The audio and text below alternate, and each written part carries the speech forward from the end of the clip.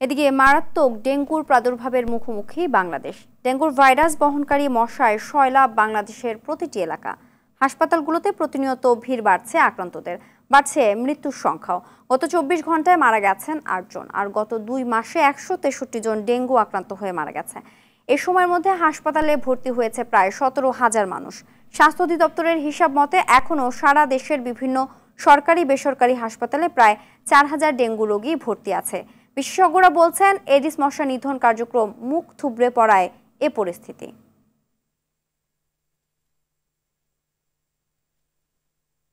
দর্শক, ডেঙ্গু পরিস্থিতির খবর জানাতে রাজধানীর সোহরাওয়ার্দী হাসপাতাল থেকে সরাসরি যোগ দিচ্ছেন সহকর্মী বিপুল দেব রায়। বিপুল, ডেঙ্গুর সংক্রমণ বাড়ার কারণ হিসেবে চিকিৎসকরা কি বলছেন জানাবেন? হ্যাঁ সিনথিয়া, আসলে আমরা সবসময় গত কয়েকদিন ধরে বরাবরই বলে আসছি যে আসলে ডেঙ্গুর যে প্রকোপ সেটি আসলে এত হারে বৃদ্ধি পেয়েছে যে হাসপাতালগুলোতে একেবারে উপচে পড়া ভিড়। এবং আজকে আমি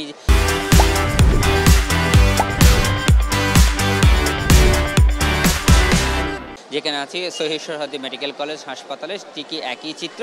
অর্থাৎ যে হাসপাতালের একদম বারান্দা থেকে যদি আমরা দেখতে পাই, বিশেষ করে যে টিকিট কাউন্টার হতে শুরু করে মেডিসিন ডিপার্টমেন্ট সেখানে আপনি দেখতে পাচ্ছেন যে আসলে রোগীদের কিন্তু উপচে পড়া ভিড় রয়েছে। এখানে আমরা কাউন্টারগুলোতে কথা বলেছি, তারা বলছেন যে অন্যান্য রোগে আক্রান্ত হওয়া রোগীদের সাথে সাথে কিন্তু সবচেয়ে বেশি ডেঙ্গু রোগ অর্থাৎ জ্বরে আক্রান্ত হয়ে এমন বিভিন্ন সিনড্রোম নিয়ে কিন্তু টিকিট কাউন্টারে কিন্তু রোগীরা ভিড় করছেন এবং তাদের স্বজনরা ভিড় করছেন টিকিট কাটতে। সেই সাথে আমরা মেডিসিন ডিপার্টমেন্ট অর্থাৎ ডেঙ্গুর যে বিভাগটি যাদের তত্ত্বাবধানে রয়েছেন সেই সব চিকিৎসকদের সাথেও কথা বলেছি। তারা বলছেন যে আসলে ডেঙ্গুটা গত কয়েক মাসের চেয়ে এখন কিন্তু আরও ভয়ঙ্কর আকার ধারণ করেছে এবং রোগীদের চাপ কিন্তু প্রতিনিয়ত বৃদ্ধি পেয়েছে। অর্থাৎ যে হাসপাতালে রোগীরা রয়েছে তাদের চিকিৎসা সেবা দিয়ে তাদেরকে ভালো করে বাড়িতে পাঠানোর আগেই কিন্তু অন্যান্য রোগীদের চাপ কিন্তু বৃদ্ধি পেয়েছে। এতে করে অনেকটাই হিমশিম খেতে হচ্ছে বলে তারা জানিয়েছেন। তবে তারা একটি কথা বারবার বলছেন যে আসলে চিকিৎসকরা যেভাবে সেবা দিচ্ছেন সেটি দিয়ে একটা রোগীকে ভালো করছে, কিন্তু তার চেয়ে বেশি সচেতন হওয়া দরকার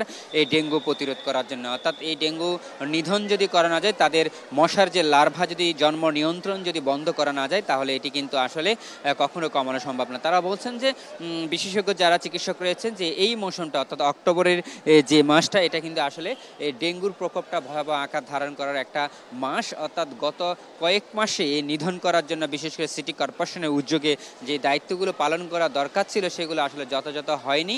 তার কারণে কিন্তু এই প্রাদুর্ভাবটি কিন্তু বৃদ্ধি পেয়েছে। সেই জন্য তারা বলছেন যে আসলে যারা চিকিৎসকরা বারবার বলছেন যে সাধারণ জনগণকে আসলে সচেতন হতে হবে, সেই সাথে ডেঙ্গু রোগে যারা আক্রান্ত রয়েছে তারাও কিন্তু সচেতন হতে হবে।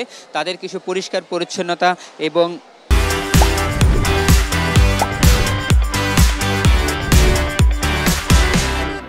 মশারি ব্যবহারের ক্ষেত্রে বারবার কিন্তু গুরুত্ব দেওয়া হচ্ছে এবং মশারি ব্যবহার করা ছাড়া কিন্তু এই রোগকে প্রতিরোধ করা তেমন একটা যাবে না, বিশেষ করে রোগীদের ক্ষেত্রে। এবং যারা ডেঙ্গু আক্রান্ত হচ্ছেন তাদেরকেও বলা হচ্ছে যে একবারের পরে যদি দ্বিতীয়বার যদি কোনো এডিস মশা যদি তাদেরকে আক্রান্ত করে অর্থাৎ তাদেরকে যদি কামড়ায়, তাহলে কিন্তু সেই রোগীদেরকে বাঁচাতে গিয়ে বা তাদের চিকিৎসা সেবা দিতে গিয়ে অনেকটা জটিলতায় ভুগতে হচ্ছে। বিশেষ করে তারা এই নানা জটিল রোগে তারা কিন্তু আক্রান্ত হয় এবং বিভিন্ন সমস্যার সৃষ্টি হচ্ছে। তাই বারবার তারা একটা বলছেন যে চিকিৎসকরা বলছেন যে সরকারের যে অন্যান্য সংশ্লিষ্ট যারা দায়িত্বরত আছে তাদের পাশাপাশি কিন্তু এই রোগীদেরকে আরও বেশি সচেতন হতে হবে। সেই সাথে সমন্বিত যে উদ্যোগের কথাটি তারা বারবার বলে আসছেন যে আসলে সিটি কর্পোরেশন এবং সংশ্লিষ্ট যারা কর্তৃপক্ষ রয়েছে তারা সবাই মিলে কিন্তু এই ডেঙ্গু প্রতিরোধ করতে হবে। সিনথিয়া, এই ছিল আমার কাছে সর্বশেষ তথ্য।